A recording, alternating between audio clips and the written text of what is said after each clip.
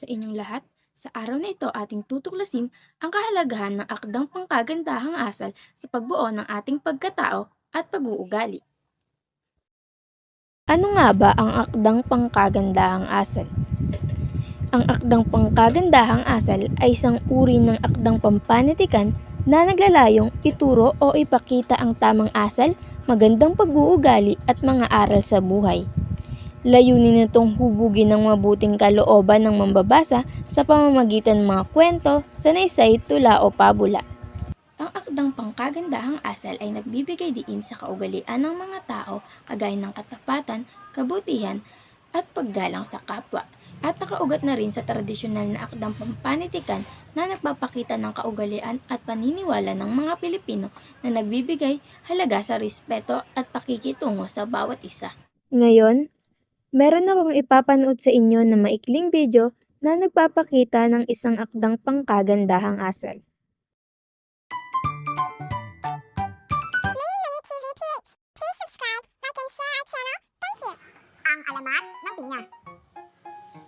Noong unang panahon, may nakatirang mag-ina sa isang malayong pook. Ang ina ay si Aling Rosa at ang anak ay si Pinang.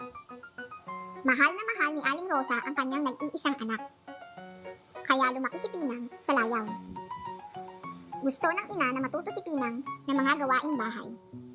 Ngunit laging ikinakatwirang ni Pinang na alam na niyang gawin ang mga tinuturo ng kanyang ina.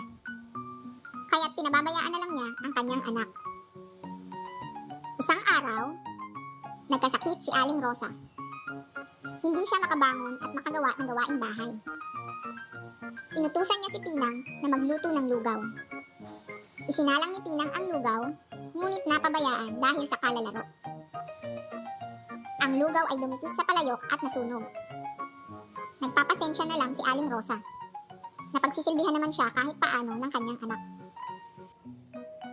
Nagtagal ang sakit ni Aling Rosa, kaya't napilitan si Pinang ang gumagawa sa bahay. Isang araw, nagluto si Pinang at umiral na naman ang kanyang katamaran. Bawat bagay na hanapin ay tinatanong sa kanyang ina. Nanay, nasaan ang palayok? Nanay, nasaan ang posporo? Nanay, nasaan ang kutsara? Nanay, nasaan ang sandok? Nayamot si Aling Rosa sa katatanong ng anak, kaya't nawi ka nito. Naku Pinang, sana'y magkaroon ka ng maraming mata upang makita mo ang lahat ng bagay at hindi ka tanong ng tanong sa akin. Dahil alam niyang galit na ang kanyang ina, ay di na umimik si Pinang. Umalis siya upang hanapin ang sandok na hinahanap. Kinagabihan, wala si Pinang sa bahay. Nabahala si Aling Rosa. Tinatawag niya ang kanyang anak, ngunit walang sumasagot. Napilitan siyang bumangon at naghahanda ng pagkain. Pagkaraan ng ilang araw, ay magaling-galing na si Aling Rosa. Hinanap niya si Pinang. Pinang! Pinang! Tinanong niya ang mga kapitbahay kung nakita nila ang kanyang anak. Ngunit naglahong parang bula si Pinang. Hindi na nakita ni Aling Rosa si Pinang. Isang araw, may nakitang halaman si Aling Rosa sa kanyang bakuran. Hindi niya alam kung anong uri ang halamang iyon. Inalagaan niyang mabuti hanggang sa ito'y magbunga. Laking pagkamangha ni Aling Rosa nang makita ang anyo ng bunga nito. Ito'y hugis ulo ng tao at napapalibutan ng mata. Biglang naalala ni Aling Rosa ang huli niyang sinabi kay Pina, na sana'y magkaroon ito ng maraming mata para makita ang kanyang hinahanap. Tahimik na nanangis si Aling Rosa at laking pagsisisi dahil tumalab ang kanyang sinabi sa anak. Inaalagaan niyang mabuti ang halaman at tinawag itong Pinang. Sa palipat-lipat sa bibig ng mga tao, ang Pinang ay naging pinya. Search Mini TV PH on YouTube. Ngayong napanood natin ang alamat ng pinya, naway hindi lang natin ito tignan bilang isang simpleng kwento, kundi bilang isang paalala. Ipinakita sa atin kung paano ang katamaran at kawalan ng malasakit sa mga magulang ay maaaring humantong sa hindi ka nais-nais na bunga. Bagamat isang alamat at katang-isip, dala nito ang isang aral na totoo at napapanahon, ang kahalagahan ng responsibilidad, pagtulong sa tahanan at paggalang sa mga magulang.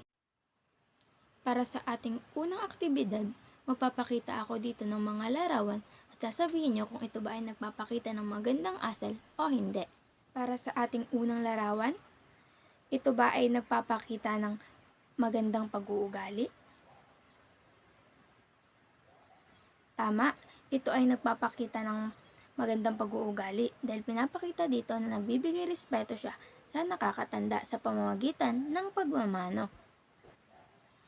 Para sa ating pangalawang larawan, ito ba ay nagpapakita ng magandang pag-uugali?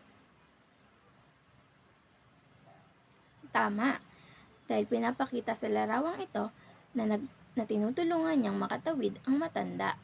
Para sa ating pangatlong larawan, ito ba ay nagpapakita ng magandang pag-uugali? Tama, hindi, sapagkat nakikipag-away siya sa kanyang kapwa-bata. Para sa ating pang-apat na larawan, ito ba ay nagpapakita ng magandang pag-uugali?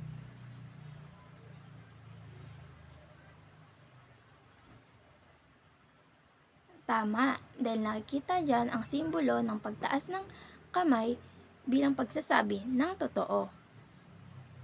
Para sa ating panghuling larawan, ito ba ay nagpapakita ng magandang pag-uugali?